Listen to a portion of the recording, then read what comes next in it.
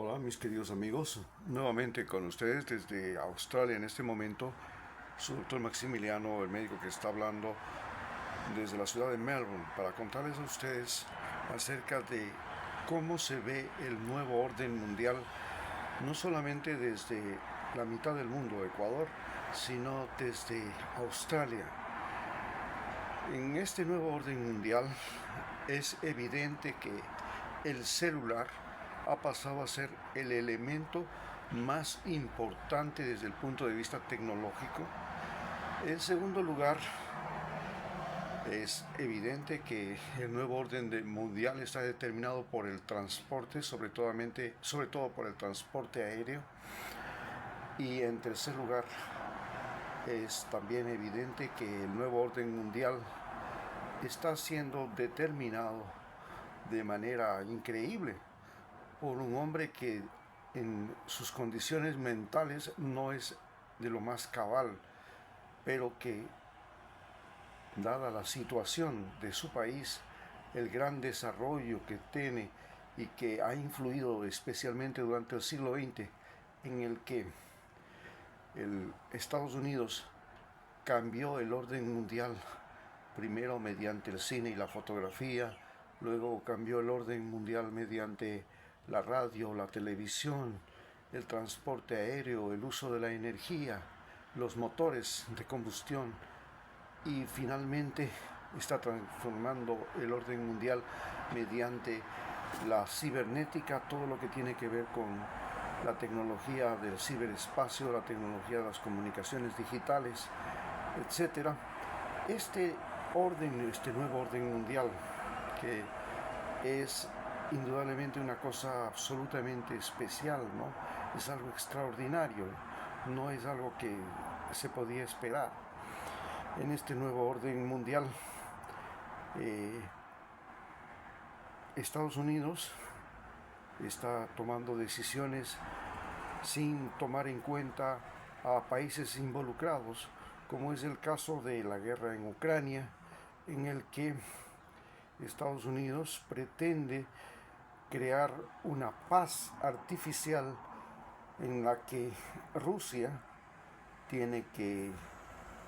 en parte, parar la invasión de Ucrania sin perder los territorios que tenía antes del 2014, es decir, posiblemente tiene que devolver aquellos territorios que ha invadido al norte del Donbass, pero podía quedarse con Crimea.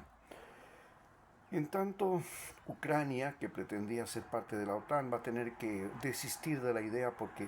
la razón de la guerra de Ucrania fue justamente las intenciones de Ucrania de pertenecer a la OTAN. No hubo nunca oposición de que Ucrania perteneciera a la Comunidad Económica Europea, pero sí de que Ucrania pudiera pertenecer a la OTAN. Esto significaba que la OTAN podría pasar los límites que habían acordado ya, inclusive desde la Segunda Guerra Mundial, de que no se prolongaría hacia el este. Sin embargo, la OTAN había logrado conseguir aliados en la ex Europa del Este, que era parte de la Unión Soviética, como mediante el Tratado de Varsovia. Y entonces toda esta situación complicó la situación. Pero hay un nuevo orden mundial que también se establece en América Latina y en el continente americano. Evidentemente, después de la Segunda Guerra Mundial, y la Segunda Guerra Mundial sirvieron a Estados Unidos para destruir al Imperio Británico y apropiarse de buena parte de sus colonias, pero de una manera diferente. La forma de apropiación de lo que fueron las ex colonias británicas por parte de Estados Unidos ha sido más bien mediante sistemas electorales. Y es así como actualmente Estados Unidos ya no solamente pretende tener el control sobre las ex colonias británicas que tenía en el Caribe, buena parte de las colonias británicas que tenía en África, en Asia, donde procuró mediante guerras recuperar ese poderío y así tuvo una guerra en Irak, otra guerra en, en Libia y la guerra en Afganistán. Aunque Estados Unidos ha perdido todas las guerras después de la Segunda Guerra Mundial, porque no pudo ganar la guerra de Corea, no pudo ganar la guerra de Libia, no pudo ganar la guerra de Afganistán, no pudo ganar la guerra de Irak, a pesar de sus victorias en el campo de batalla. El problema está en que luego de las victorias militares, los gobiernos que han sucedido en esos países, mediante este sistema democrático electoral de participación popular y votación directa y secreta, han colocado en el poder a personas adversas a los intereses de Estados Unidos. Pero en este momento se está librando una guerra en el continente americano en la que Donald Trump pretende la apropiación de Canadá, a la que quiere convertir en el estado 51 de la Unión Americana, lo cual puede ser muy perjudicial para Estados Unidos más que para Canadá, porque evidentemente el territorio canadiense es más grande que el territorio norteamericano. La población de Canadá le convertiría a Canadá en el estado más poblado de los Estados Unidos y le daría la seria posibilidad de ser el que coloca el presidente de los Estados Unidos en los próximos años. En otras palabras, la verdad no es que Estados Unidos lograría conquistar Canadá, sino que a la inversa, la incorporación de Canadá a la Unión Americana significaría que los canadienses tienen una gran posibilidad de colocar al futuro presidente de los Estados Unidos. Pero eso no es todo. Estados Unidos también pretende la apropiación del Canal de Panamá y esta medida arbitraria de Donald Trump de que el Canal de Panamá le sea devuelto luego de que fue construido por ellos, pero administrado desde el año 2000 por el gobierno panameño, ha hecho que renazca la posibilidad de que los países de la Gran Colombia, específicamente del Virreinato de Nueva Granada o Santa Fe de Bogotá, vuelvan a reunirse. Esto también pone en evidencia de que los virreinatos de España están viviendo un proceso de reunificación, de renacimiento. Así, el Virreinato de México, que comprendía la Capitanía General de Nicaragua o la Real Audiencia de Guatemala, es decir, iba desde Panamá hasta California, tiene la seria posibilidad de reconformarse, aunque no con los territorios que están hoy día ocupados por Estados Unidos, pero sí con los territorios que están al norte de Panamá. Esto también se suma al hecho de que el Virreinato de Santa Fe de Bogotá, que tiene 300 años de historia y que apenas tuvo 8 años como país federal, desde 1822 a 1830, vuelva a renacer. Este Virreinato de Santa Fe de Bogotá, que comprendía Panamá, Venezuela, Colombia y Ecuador, está en camino, en un inevitable camino de reunificación y de nueva nación dentro de Sudamérica. Ya el hecho de que por 300 años panameños, colombianos, venezolanos y ecuatorianos, especialmente de la costa de Ecuador, hayan vivido la misma cultura, la misma forma de hablar, la misma forma de bailar, la misma forma de comunicarse, hace que entre nosotros, a más de que existe la misma bandera, amarillo, azul y rojo, existe una unidad histórico-cultural que es ya consolidada y que gracias a esta crisis venezolana ha logrado fracturar las fronteras que artificialmente fueron creadas por el Imperio Británico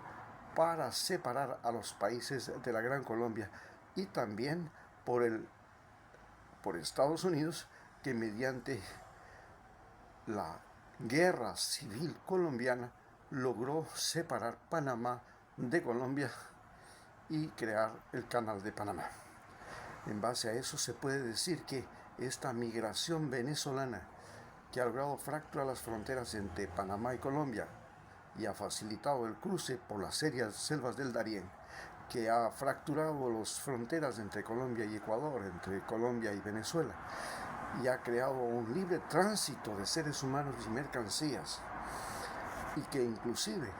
ha logrado fracturar las fronteras en toda América Latina y hasta las fronteras entre América Latina y Estados Unidos, pero con la deportación masiva de migrantes latinoamericanos desde Estados Unidos, en la que la mayor parte de los migrantes a ser expulsados son fundamentalmente de Centroamérica y México, y por otro lado de Colombia, Venezuela y Ecuador, hace que se piense seriamente en la reunificación de lo que serían los estados centroamericanos y caribeños con México, y la reunificación de lo que fueron los estados de la Gran Colombia como Panamá, Colombia, Ecuador y Venezuela. Este es el camino hacia el nuevo orden mundial. En este nuevo orden mundial volvemos a ver que Estados Unidos y Rusia se comienzan a dividir el planeta, pero lo hacen a espaldas de los países involucrados. Y estas reuniones en las que las potencias mundiales desde el siglo XIX se repartían el planeta, como se repartieron, por ejemplo, África antes de la Primera Guerra Mundial, y que fue precisamente la razón del conflicto de la Primera Guerra Mundial, y la repartición de lo que fueron las colonias británicas después de la Segunda Guerra Mundial, que es la que estamos viviendo ahora, en la que Estados Unidos pretende quedarse con Canadá, ya no solamente con las islas que Estados Unidos tiene en el Caribe, que aparentemente fueron de Inglaterra, como Jamaica, Barbados y otras, pero que en realidad pasaron a ser dependientes de Estados Unidos. En cambio, en este momento de lo que estamos viviendo es que países que antes eran de la Unión Soviética, como Canadá y probablemente en el futuro Nueva Zelanda y Australia, porque la justificación que va a tener Donald Trump para exigir que Australia también sea otro estado de los Estados Unidos, del estado 52, es que Australia está prácticamente invadida de chinos, y que prácticamente Australia es la primera línea de defensa de Estados Unidos frente a China. Y con este motivo es muy probable que ya no solamente pida que Canadá sea un nuevo estado de Estados Unidos, sino que pida que Nueva Zelanda y Australia sean estados de Estados Unidos, y por supuesto sus aspiraciones no se dejan en ese territorio. Quiere también que Groenlandia sea, por las buenas o por las malas, parte del territorio norteamericano. Este concepto de Norteamérica en grande y de la doctrina, el resucitar de la doctrina Monroe y el resucitar de la famosa ley del garrote, que proponían los norteamericanos como el mecanismo para crear los denominados países del patio trasero de los Estados Unidos, entre los que se encuentra Ecuador, dan origen a que países como Ecuador, Colombia y Venezuela, y ahora Panamá, estén pensando seriamente en unirse como el único y real mecanismo para enfrentar esta demencia senil de Donald Trump, que pretende convertir nuevamente a Estados Unidos en un modelo de imperio, esta vez no sobre el imperio, sobre la navegación, como fue el imperio británico, el imperio español, no sobre la base del desarrollo del transporte de las máquinas a vapor, el tren y la industria textil, como fue el imperio británico, sino como base del desarrollo de las grandes empresas tecnológicas de Silicon Valley, que prácticamente serían la punta de lanza de este imperio norteamericano. Nosotros, en el caso de América Latina y de Ecuador, Colombia, Venezuela y Panamá, nos vemos enfrentados a la realidad de que nuestros ingresos por las divisas que nos enviaban los migrantes de nuestros países y que pasaron a ser una parte importante de la economía de Venezuela, Colombia, Ecuador y Panamá, pero además